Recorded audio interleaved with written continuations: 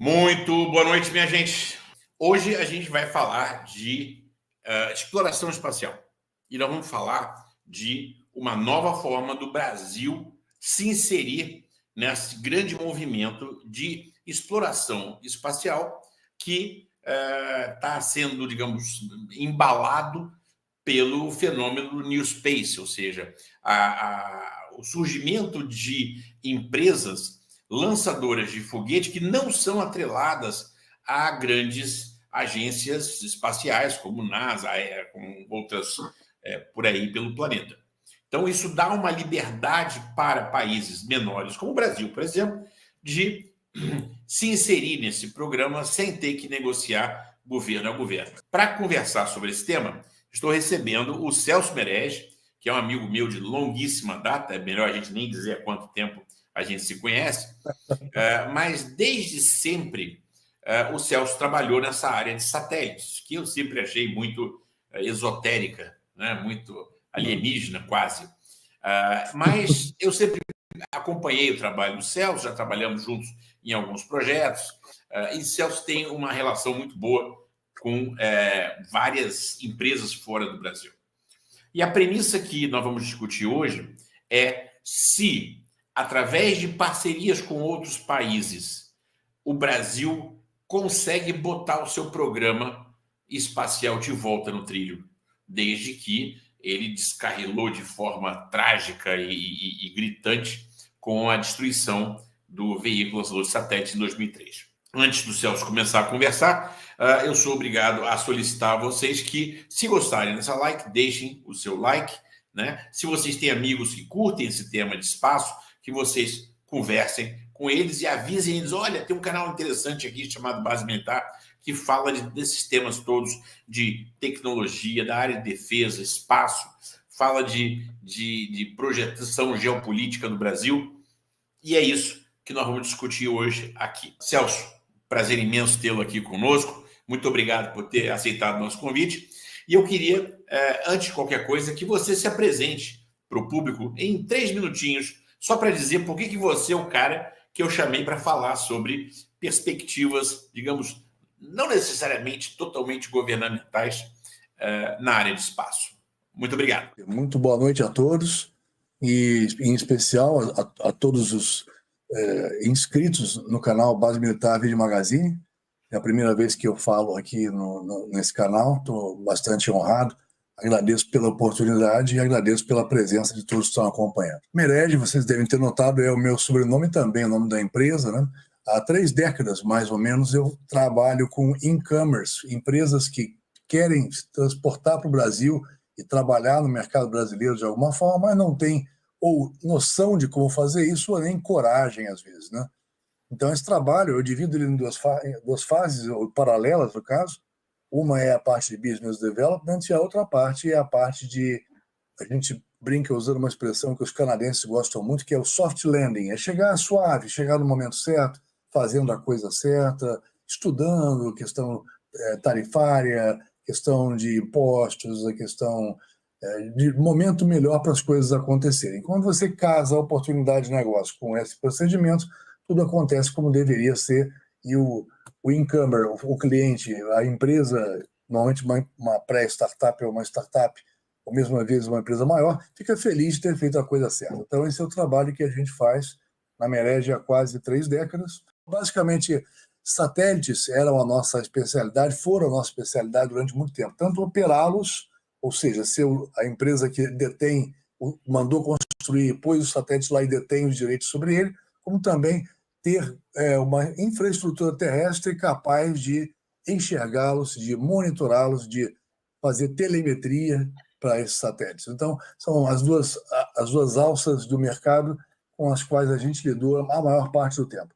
Depois, e por consequência, passamos para a defesa, na área aeroespacial como um todo, né? Defesa entra nesse contexto, até porque também com a parceria com o Felipe, com a intimidade com ele e a proximidade com esse mercado era natural, mas também porque New Space, que é esse fenômeno novo que veio com o sucesso do Elon Musk em descer de ré um foguete, de estacionar um foguete, e com isso permitir a reutilização e e o preço descer astronomicamente, sem trocadilhos, a gente consegue, então, fazer muita coisa que a área governamental não fazia. Se a gente comparar o preço de uma SLS, por exemplo, da NASA, é lógico que essa é robusta, leva, inclusive, pessoas à Lua, na missão Artemis, vai levar, né?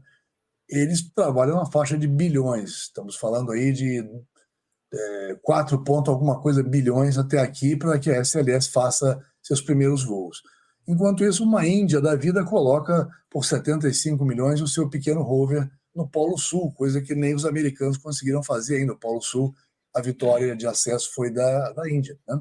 Então tem muita coisa acontecendo por preços díspares, né? E as pessoas então viram essa ebulição, estão chamando de New Space, essa oportunidade onde os particulares, o mundo privado, alcança uma forma de oferecer ao mundo governamental as soluções que eles ainda não têm de modo barato. Por exemplo, a NASA faz muito isso, coloca concursos para quem quiser propor boas ideias, inovação, quem tiver a genialidade para poder atender determinado quesito, ganha um determinado prêmio. Então está aqui, ó, quem fizer essa parte da solução que eu preciso para esse tipo de missão, faz jus a um prêmio na faixa de X milhões. E as pessoas competem. Quando ganham, são anunciadas e segue-se o processo. Então, a SSC aqui é o primeiro ícone que aparece ali no alto, mais à esquerda, Swedish Space Corporation. Eles lidam com ground stations, eles lidam com as estações terrenas, com as antenas que variam de 5 a 30 metros de diâmetro. Uma antena de 30 metros de diâmetro é um colosso. Para você trabalhar para uma missão lunar, bastaria que ela tivesse 13,5 metros. A partir daí, ela já é capaz de acompanhar uma missão lunar.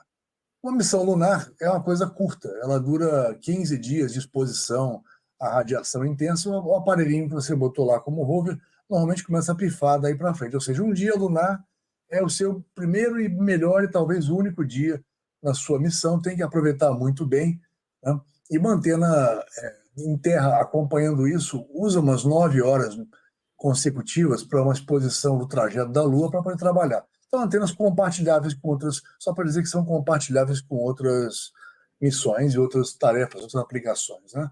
Mas o fato é, o INPE, por exemplo, o nosso Instituto Nacional de Pesquisa Espacial, não tem uma antena com esse diâmetro, e muito menos equipada como deveria para processar esse tipo de coisa. Então, o INPE, por exemplo, hoje é um dos pontos que a gente tem que trabalhar para ajudar o Brasil a estar pronto para ele mesmo acompanhar em telemetria a sua própria missão.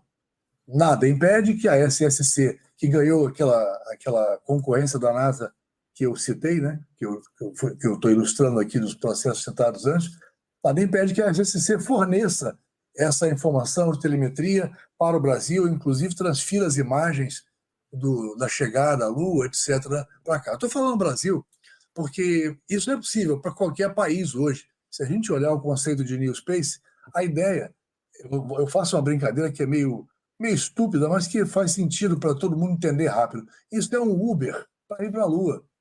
Se você não tem carro, você não chama um Uber. E se você não quer ter um carro, né? E se você não tem um foguete adequado, se você não tem payloads que você possa produzir sozinho, se você não tem módulo lunar para descer na Lua quando chegar na órbita de lá, você chama um cara que tem e paga por isso. O importante é que a missão que você quer realizar será realizada a partir dessa infraestrutura de terceiros, tá? Que aqui eu vou chamar de... Você não é obrigado a carregar o risco e o custo de ter uma missão 100% sua. Exatamente. Você não precisa ter o custo da infraestrutura para chegar lá. Você paga um custo, sim. Você bem disse, o risco você não tem, porque o risco é coberto pelo consórcio, né? E o seu custo é minimizado porque ele está sendo diluído por um processo do consórcio que atua para N países, N nações, N empresas que podem querer também usar. Então, há uma redução ainda maior desse custo. Quer dizer, não é só pelo foguete retornável da SpaceX, por exemplo, mas também porque o módulo lunar entra em características semelhantes, uma produção mais acelerada, em quantidades maiores, e porque o seu payload, através, por exemplo, da AMC, que está nesse consórcio, a Asteroid Mining Corporation, pode ser um payload mais sofisticado, com uma robótica, uma micro-robótica associada ao projeto que é inédita ou torna aquele payload inédito em relação a tudo que veio antes. Por exemplo, eu não vou falar aqui agora dos demais representados, para poder falar da AMC, eu vou pular os indianos, que é a ATL, e a Cypher, que faz Air Traffic Control e faz também SSA, tá? Que é o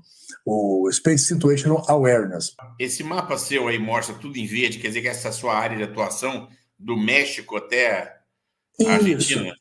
Isso. Basicamente a América Latina e o Caribe. Isso, na realidade, não é a minha única área, é a área de foco. A área de foco seria o Brasil. É mais fácil para nós focar no Brasil, é mais interessante ver a nossa nação partir na frente com esse tipo de coisa. Mas se a inércia governamental de qualquer país se mostrar muito intensa, a gente vai para o país que está mais, digamos, ágil, né? Ou que tem melhores condições de pagamento, ou que tem uma missão já idealizada, ou que tem condições políticas para isso, né? Então, o espaço agora é comercial, a gente já falou, New Space, né? As agências espaciais podem se unir à iniciativa privada para chegar à Lua até gastando menos, e porque ficou mais rápido, mais simples, mais barato, né? E deixa a iniciativa privada andar, que a coisa melhora, né? Então, a gente se uniu, no caso, a um consórcio internacional. Estamos falando de iniciativa privada, realmente. São 3 empresas, uma delas, a AMC, Asteroid Mining Corporation, lidera esse consórcio, ela é do Reino Unido, de UK, e ela faz o payload e faz a microrobótica. A outra delas é a Space, ela é japonesa, e ela faz os módulos que alunizam, né, os que descem na Lua, né? E para quem não lembra, né? o Japão foi... A Lua é alunizar. Alunizar. Quem desce na Lua está alunizando, quem desce na Terra está aterrissando. E então, a Space, para quem não lembra, os japoneses foram o quinto país, a quinta nação a pousar na Lua. A Space deu até uma meia capotadazinha, eles tombaram. Mas, por incrível que pareça, tiveram a melhor performance no rover até agora. O rover durou 3 dias lunares, tá? 3 vezes a expectativa, foi bem melhor que todos que tentaram antes. Aqui tem uma reportagem, só para vocês saberem, agora é o G20 está chegando, né? O G20 ele apresenta várias nuances, tá? Você não tem só o G20 de novembro, com todos os chefes de Estado aqui no Rio de Janeiro, não é isso. Não é somente isso. Você tem pequenos G20s que acontecem em momentos diferentes. Por exemplo, o que é esse G20, só para o pessoal que não conhece o termo. O G20 é o grupo dos 20 maiores países, economicamente falando, no mundo. O Brasil está nessa leva, e o Brasil ele preside o G20 agora porque ele é um host aqui, ele convidou o G20, é o anfitrião, o Brasil é o anfitrião do G20, e será no Rio de Janeiro o encontro dos chefes de Estado, que é o maior evento do G20, porém, antes já teve alguma coisa, por exemplo, o que está descrito aqui nesse artigo, mas aqui eles estão basicamente falando de um evento que antecede o G20 grande, né? E também é considerado G20, acontece todo ano junto com o G20, no país onde ele ocorre, e chama-se CELMI, tá? É como se você reunisse todas as entidades, principalmente as governamentais, claro, né? Todas as agências espaciais juntas num determinado momento em um determinado lugar, tá? Então, o CELMI, que é como se fossem os líderes do New Space, né, dentro do governo, quer dizer, estão regulando e ajudando a empurrar isso, eles se reuniram em Foz do Iguaçu, e foi agora aí, no mês passado, né? E a AEB se pronunciou lá para o Jornal Globo, inclusive tem bastante coisa aí, bem maior do que o que eu coloquei aí, tá? O interessante é que nós também fomos entrevistados, eu fui entrevistado e o presidente da AMC também foi entrevistado. Aí eles começaram brincando até com o Brasil, né? Dizendo que grão de bico, batata doce, a gente está apostando. Quando a gente fala para o pessoal lá na Artemis, que é nós somos signatários da Artemis, que é a nova etapa da corrida lunar americana, né? Então, Artemis, por quê? Artemis, na mitologia grega, ela é irmã gêmea de Apolo, tá? E agora que acabou o Apolo e nós estamos indo para uma segunda fase 50 anos depois, Artemis, que é irmã gêmea de Apolo, está levando mulheres para a Lua também. Tá? Então, por isso o nome de Artemis. Tá? Então, nós somos signatários da Artemis. E a Artemis Nós, está falando, Brasil. ó, Brasil, você vai... então ela está dizendo, Brasil, você assinou comigo que quer ser parte da Artemis. E você ficou com a responsabilidade da agricultura espacial. Lindo, maravilhoso. Mas é necessário você ir para a Lua para fazer isso. E nós estamos dizendo que vamos fazer a nossa parte na agricultura espacial, mas estávamos calados até então quanto a ir para a Lua, fazer isso. Ainda que eu não leve uma pessoa, um astronauta, ninguém, que pelo menos eu leve equipamento capaz de fazer os testes ou as tarefas que eu me comprometi a fazer, eu, Brasil. Né? A agência pede que não seja apenas uma questão de pagar para chegar lá, mas sim que haja uma transferência de tecnologia embutida, ou que a antena que o INPE não tem seja de alguma forma viabilizada. Essas são as coisas que nós estamos discutindo nessas etapas. Começamos essa discussão no dia 13 de maio, na AEB, com a presença de dois dos presidentes dessas empresas que compõem o consórcio. O presidente Américas da SSC, da Swedish Space Corporation, Henry Mercado, e o presidente da AMC, Mitch Hunter Scurrier. Os três que eu digo, porque eu também estava lá, e mais algumas pessoas, junto com a AEB, nós pavimentamos esse início da conversa. A AEB se interessou e de lá para cá a gente vem galgando as etapas necessárias para que o governo possa se movimentar. E estamos tendo uma evolução significativa. Nada definido, porém, uma boa chance de que a gente possa realmente levar o Brasil à Lua. Uma coisa que para mim salta aos olhos é que essa iniciativa que vocês estão trazendo, ela é meio o oposto da estratégia que o Brasil começou lá em 1980, que era a missão espacial completa brasileira, onde todos os componentes eram brasileiros. O que você está vendo agora um grupo de países, cada um com o seu pedacinho, se juntando para chegar ao espaço por um preço que todos podem pagar. É exatamente isso? Exatamente. Essa é a mudança. É exatamente isso. Essa mudança que atropelou a todos quando o Elon Musk isso mudou completamente quando Elon Musk, provou que podia fazer mais barato, que ia reaproveitar um booster e assim vai. Então, isso aconteceu, digamos que não repentinamente, mas ao longo de um período muito curto, o New Space se consolidou tão rápido e de tão boa forma que agora há muitas possibilidades para configurar coisas assim. Né? Então, quando você olha para a época que o Brasil sofreu aquele acidente, era tudo diferente. A NASA também só fazia as coisas sozinha. Hoje a NASA faz com N outros parceiros. A ESA, por exemplo, une várias iniciativas europeias dentro dela. Existem agências em cada país na Europa, mas existe a agência europeia, a ESA. E existem as empresas que colaboram com a ESA. Então, as missões se multiplicaram, e se facetaram, se especializaram.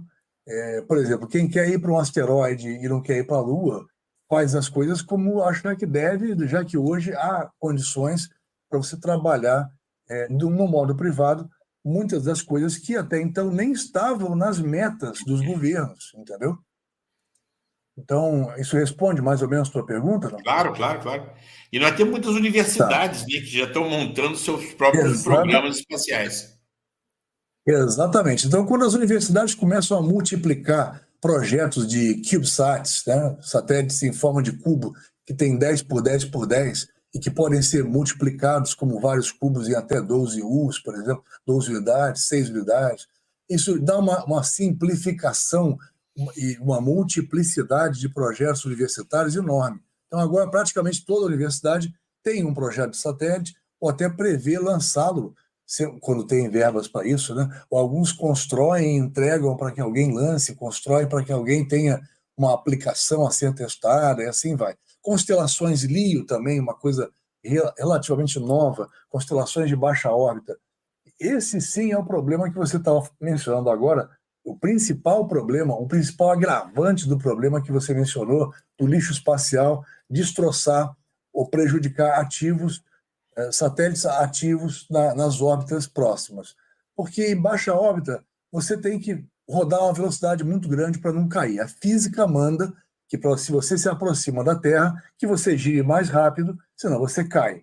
E, por isso, o comportamento de um satélite geoestacionário, ou seja, aquele que está longe da Terra, a ponto de não precisar rodar mais rápido do que a Terra para não cair, a aplicação é totalmente diferente. Com o geoestacionário, eu enxergo até os horizontes do globo, até a curvatura do globo, e posso fazer broadcasting de vídeo. Mas com um satélite baixa órbita, já não posso fazer isso e preciso de uma frota passando continuamente nessa velocidade, rodando várias vezes ao dia para realizar as aplicações que o baixa órbita se propõe a realizar. Então, nessa área, há uma quantidade de lançamento de satélite pequeno, que perece muito rápido, que não dura nem 3 anos, enquanto um geoestacionário dura 15, pelo menos, e pode ser reabastecido atualmente, os de baixa órbita duram 3 anos e perecem. E ao perecer, eles deveriam, esses que colocaram o satélite lá, deveriam ser obrigados a descomissionar, como o pessoal costuma falar, né? Ou de-orbit, como diz o americano, né? Tirar aquele bicho da órbita, aquele bicho. Só que a lei para isso, que até português. Ou ele derruba, ou como alguns estão falando, existem tantas coisas interessantes em andamento, existem conversas para levar todo o lixo espacial para a Lua, deixar cair lá, porque esse material é nobre, é material que não deveria ser desperdiçado e não tem pronto na Lua para você utilizar para algumas coisas. Então, deixa cair na Lua, arrasta para lá. É difícil para caramba fazer isso, não é tão fácil quanto parece. O deixar cair tem material que não perece na queima, na atmosfera, tem material que é forte o suficiente para chegar aqui embaixo. E esses, normalmente, até pode ser um parafuso que seja, podem causar bom estrago aqui, que não caia na nossa casa, né? Que caia no meio do Pacífico, mas que já não é bom, mas é uma coisa complicada. Então, eles estão trabalhando no sentido de monitorar cada peça maior do que 10 centímetros, isso é viável, e dizer aonde ela está e qual risco ela oferece, a qual ativo que está próximo. Então, quando isso aconteceria? Tem até a bandeirinha ali para dar sorte, a bandeirinha do Brasil está postada, está plugada já ali.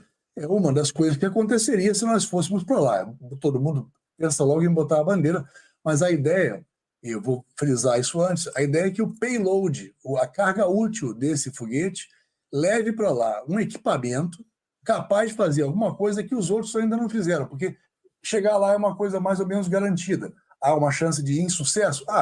Mas há uma boa chance de sucesso. Cheguei, vou fazer o quê?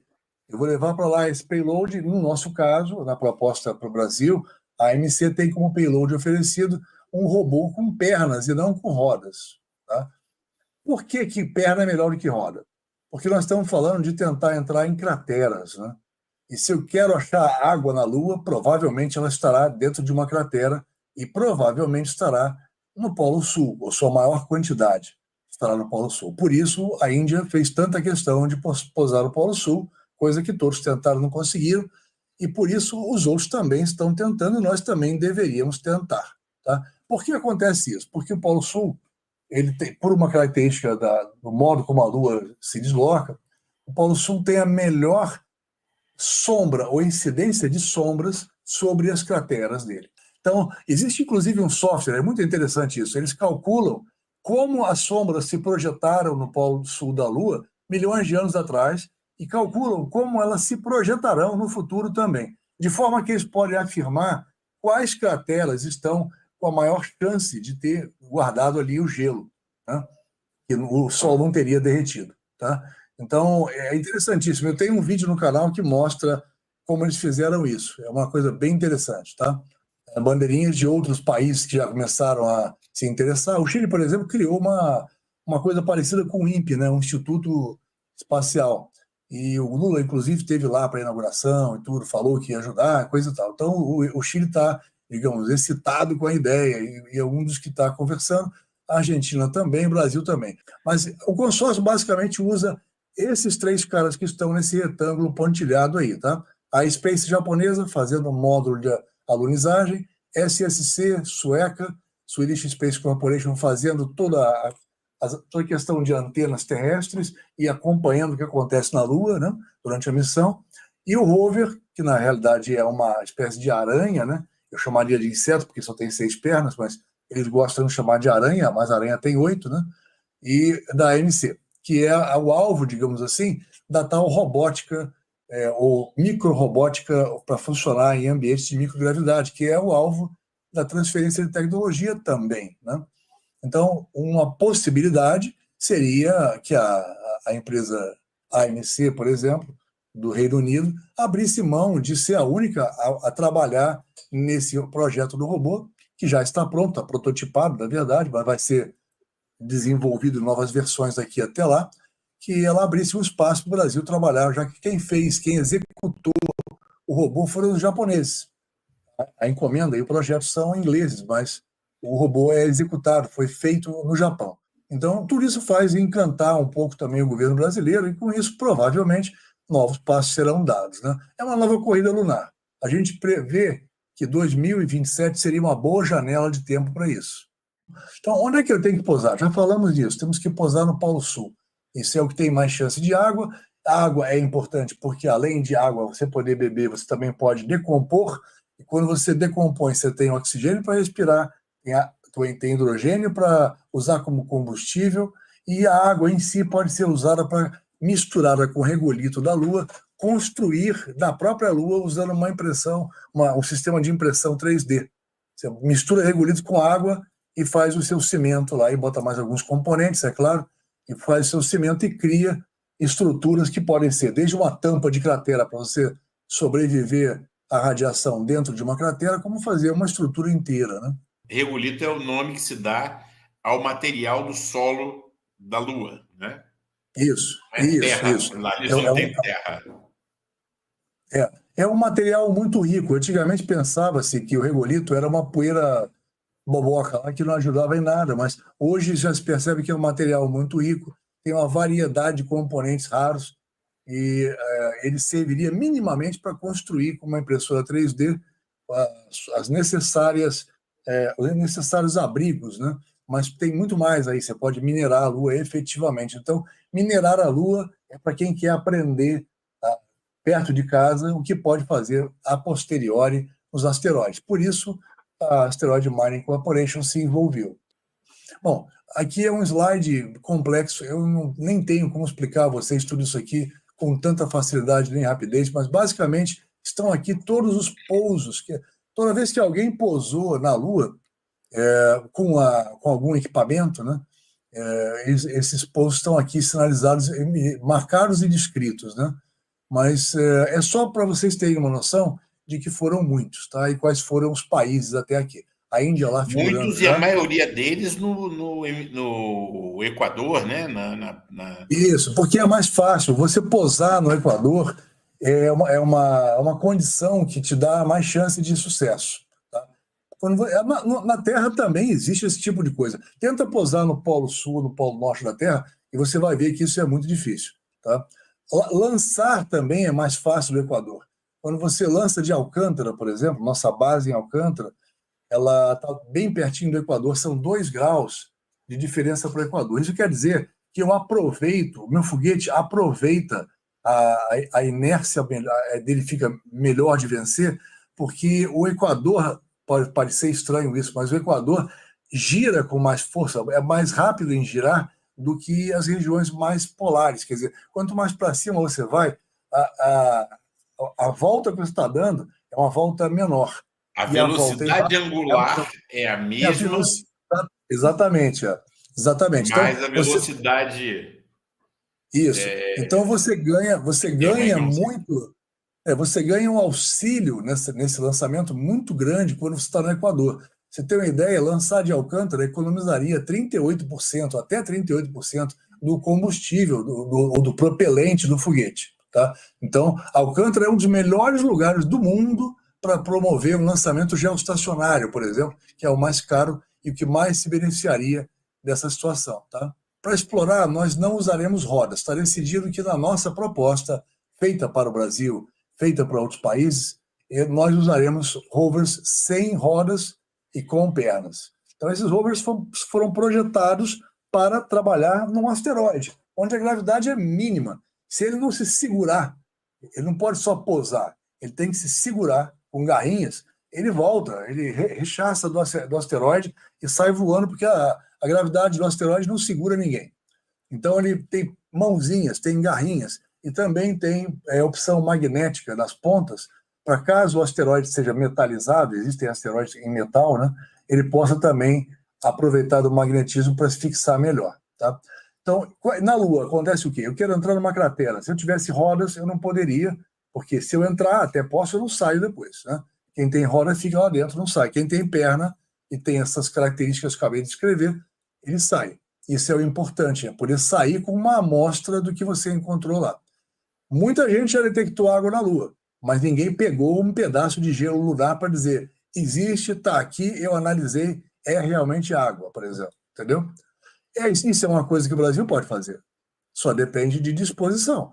Está aí o Uber lunar pronto para que alguém estabeleça os detalhes da missão. O Brasil descreveria a missão exatamente como ele quiser que seja e levaria o rótulo Brasil tanto na cápsula do payload, no alto do foguete, como também no rover, no módulo de alunizagem, na bandeirinha que vai ficar no chão.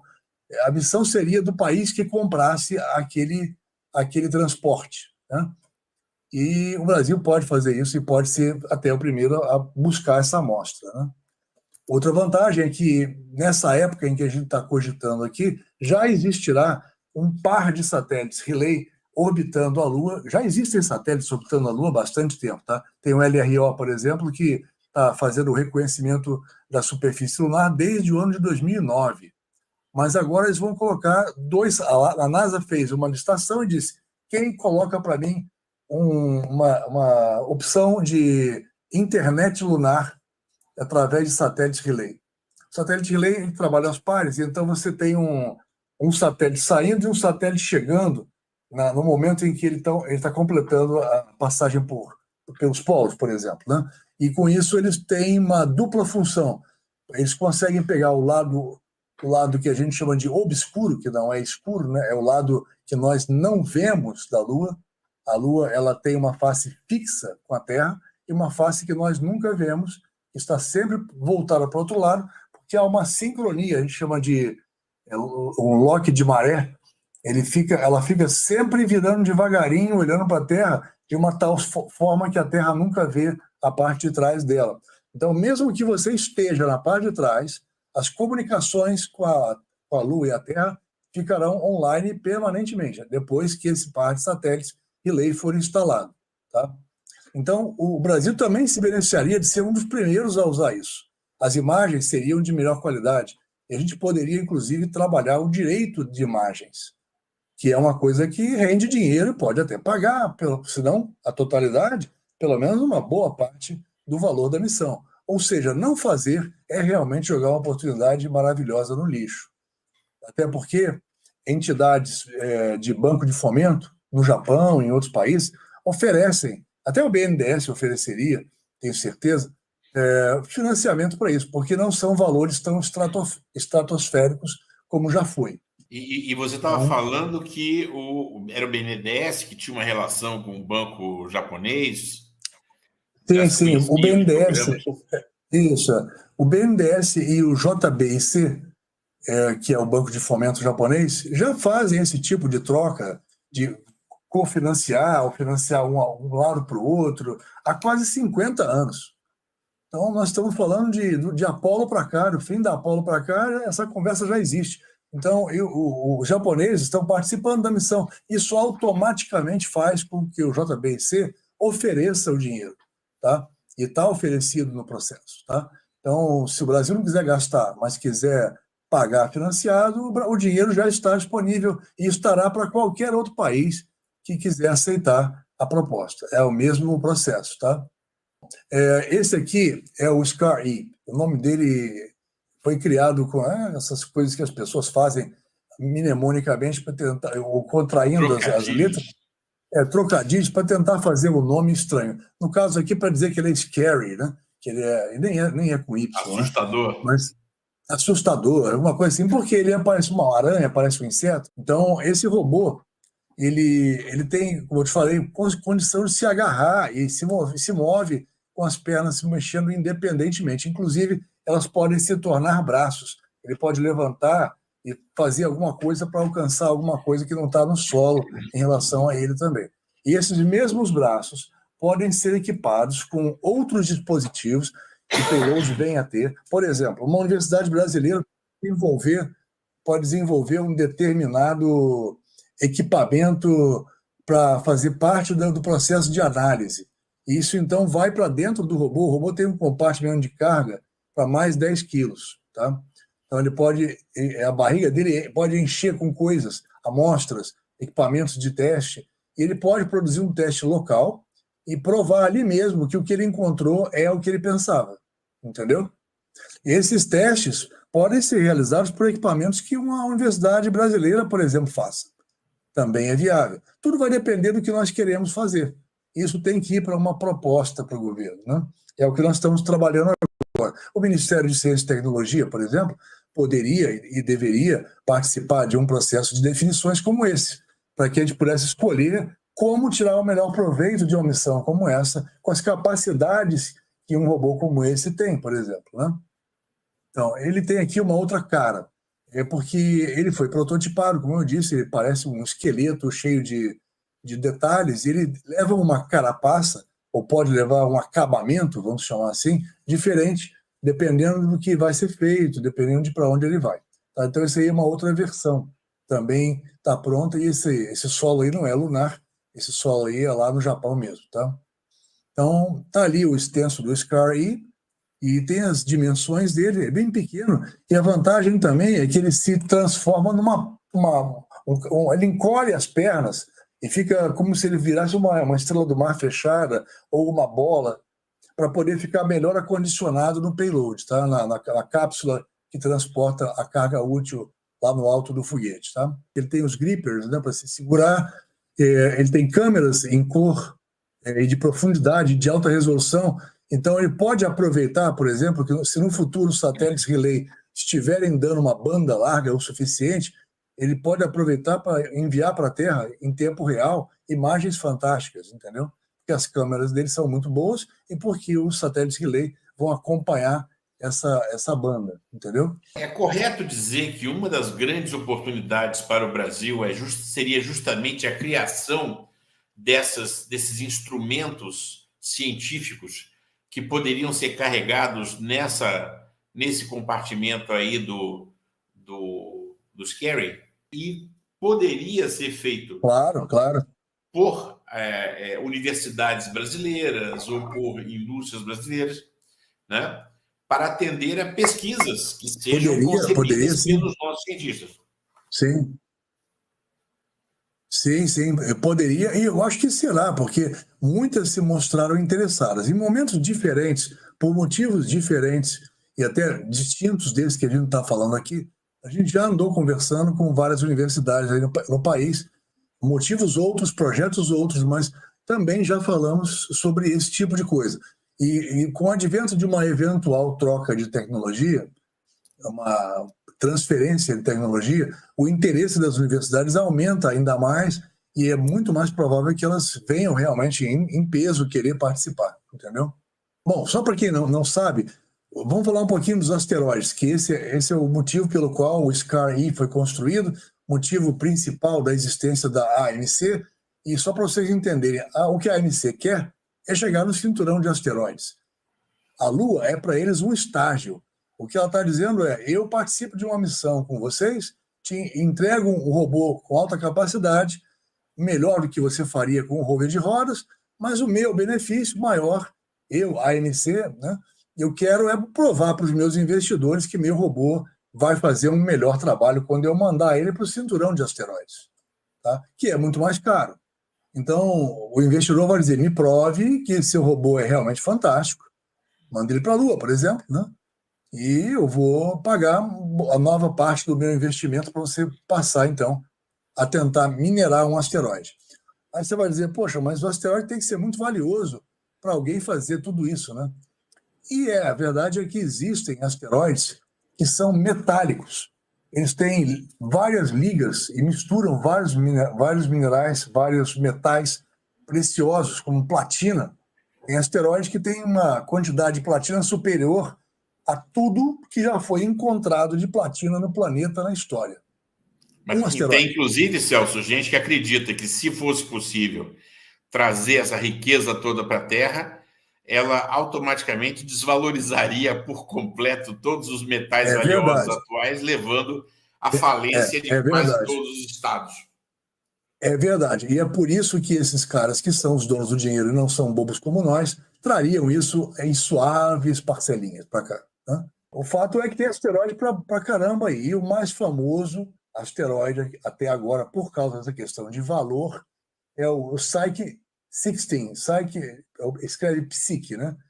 Mas Psyche 16, vamos chamar assim, então. Tem aqui uma imagem que, obviamente, não é uma foto real do Psyche, tá?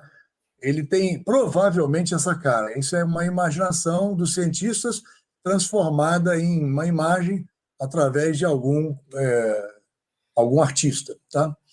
E a Lua está aqui do lado apenas para lembrar que a mineração espacial na Lua é bem viável e que logo depois a gente está na direção dos asteroides e o primeiro alvo que todo mundo quer é esse carinha aí, tá? Então, e na Lua, você tem que estabelecer base na Lua, porque senão você não consegue fazer muito mais coisa. Na Lua, com pouca gravidade e usando um gateway que vai ficar sempre em órbita, você chega, desce, sobe, sai, vai para Marte, vai para asteroide, vai para o que você quiser. O gateway que ele mencionou é uma estação espacial que fica em órbita da Lua, né? Isso, perene. E essa estação, ela faz o trânsito, quer dizer, quem está subindo para sair da Lua, vai até ela. Quem está chegando, desce a partir dela. Agradeço se puderem se inscrever no nosso canal também, para que fique fácil vocês saberem quando essa informação está chegando, né? E o meu site também está à disposição para vocês conhecerem nosso trabalho com cada uma das empresas em si, tá bom? Eu agradeço imensamente. Muito obrigado. Obrigado, Celso. Foi muito, muito interessante essa conversa, muito, muito curioso. Essa área de espaço, infelizmente, é uma área que traz mais dor do que prazer até aqui, né? Mas o nosso público é um público que tem esperança, que acha que Exatamente. tomara que alguma coisa boa aconteça. E isso que você trouxe, de que é possível alcançar coisas bastante expressivas em parceria com outros países, o que permite uma redução de custo expressivo, é uma daquelas mensagens de otimismo. Sim. A gente torce que o governo brasileiro consiga pensar numa escala de Estado, né, para se beneficiar desse tipo de oportunidade. Antes da gente passar para as perguntas, eu queria só aproveitar rapidamente para lembrar o pessoal, gente, se vocês gostaram da live, deixam o seu like. Se você não se inscreveu, se inscreva, não custa nada e ajuda de montão o canal, tá?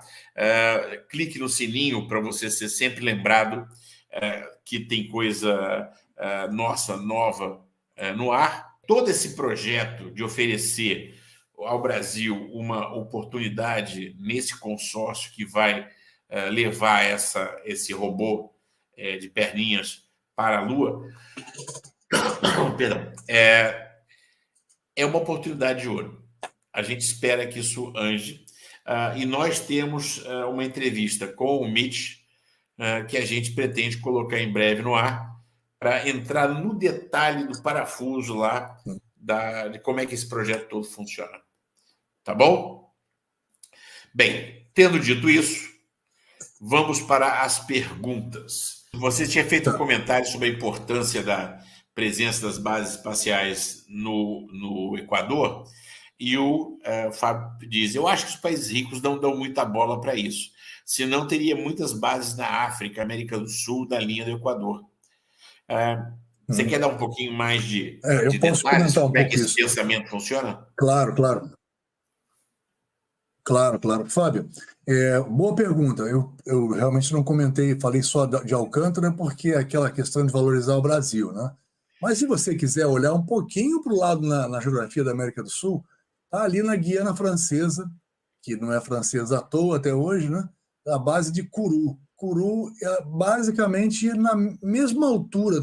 Inclusive, nós somos 1 grau melhor do que Kourou em relação ao Equador, 1 grau mais próximo, tá? Mas Kourou também é excelente e é de lá que a Ariane Space solta os foguetes que eles levam, inclusive vários satélites que você conhece, e os mais antigos principalmente, foram lançados pelo Ariane até o 5 e agora tem o Ariane 6. Sai de Kourou, a Ariane é uma empresa francesa, opera uma base na Guiana Francesa e a França não abre mão desse localzinho pequenininho aqui na beirinha da América do Sul, justamente porque ter uma base perto do Equador é bom. Tá? Agora, na África, bom, a França seria provavelmente de volta o exemplo, né? Porque a França tem muitas colônias africanas ainda, ela ainda vive essa época colonizadora, né? E provavelmente ela até poderia fazer alguma coisa por lá, sim. Mas ela já tem a Guiana Francesa, então seria uma preocupação para outro país com essa mentalidade, digamos assim, né? Se você procurar, der a volta no Equador, você vai encontrar o Cazaquistão, também está próximo, e a base no Cazaquistão, durante muito tempo, foi usada não apenas pelo pessoal do lado vermelho da União Soviética e tudo, mas depois que acabou a União Soviética, foi muito usada também, ainda é muito usada, para lançamentos de quaisquer países, inclusive americanos. Porque durante um tempo, você vai lembrar bem, até a estação espacial foi construída com muita ajuda dos russos, né? Porque já não eram mais União Soviética, já eram parceiros, e construíram boa parte dos primeiros módulos da estação. A primeira estação orbitando a Terra, a estação espacial científica foi deles, né? Então, eles passaram, digamos, a ter um papel muito relevante na estação espacial. Eu estou dizendo isso porque eu lembrei, não faz parte da sua pergunta, mas que eu tenho muita pena do fato de que, como os russos estão brigados com todo mundo e agora vão sair da estação espacial, a estação espacial ficou sem sponsoring, sem patrocinador. O americano não quer bancar mais ela sozinha.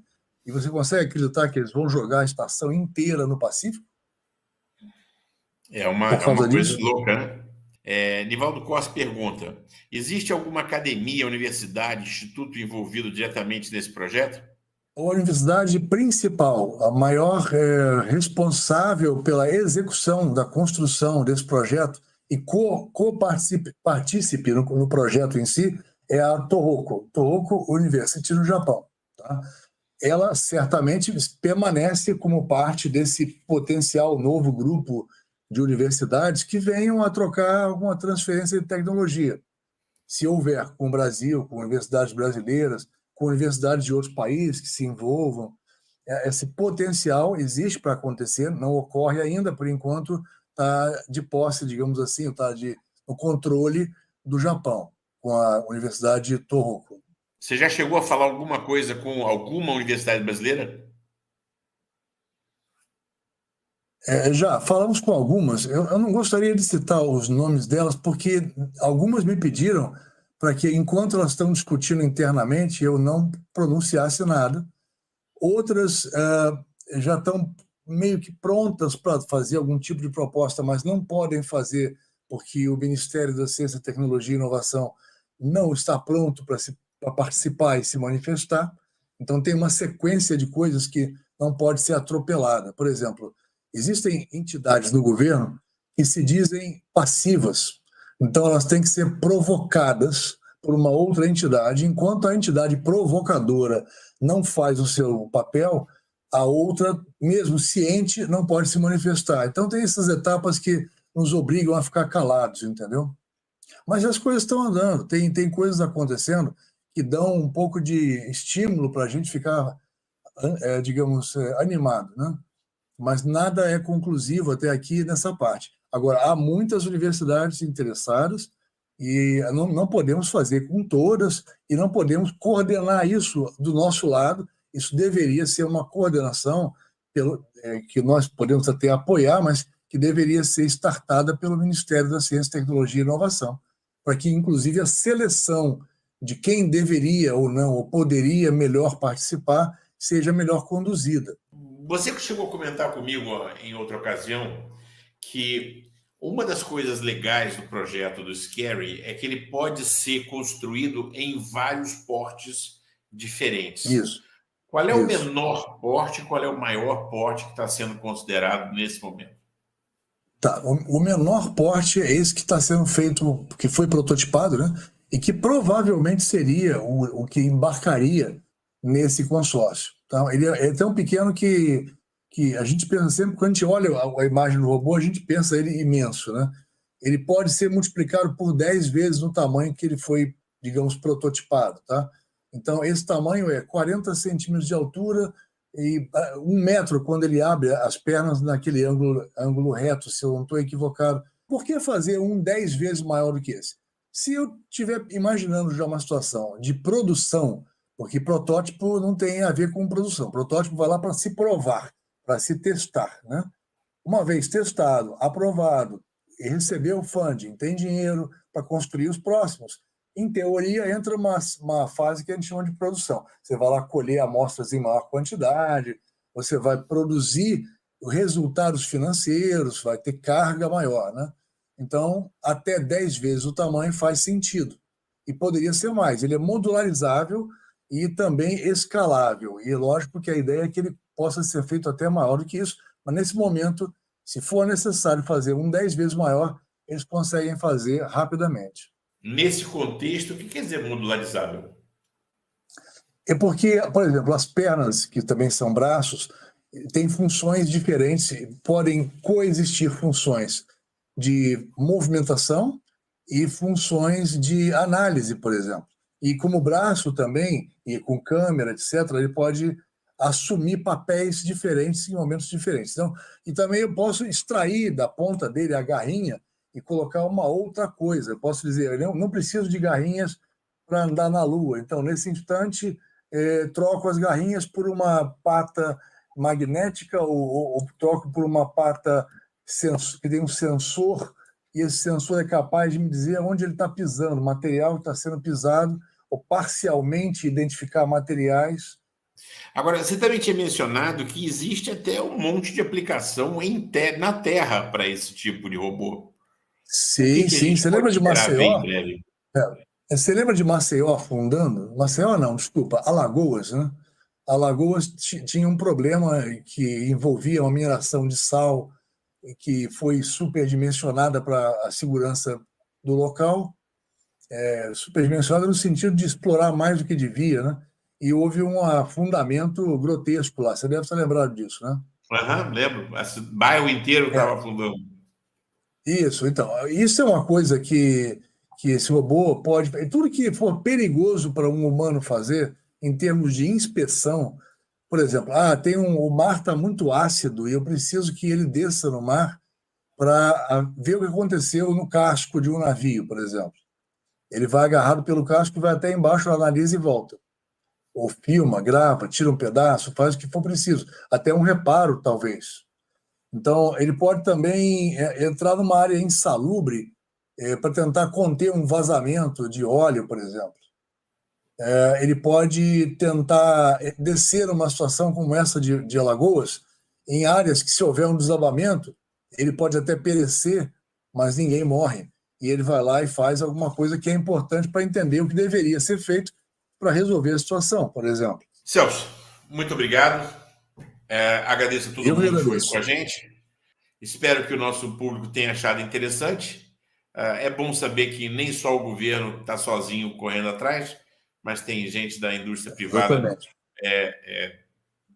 criando novas oportunidades. Se você tem alguma pergunta que a gente não viu, deixa aqui embaixo que a gente, com prazer, vai responder. Aquele abraço. Aquele abraço.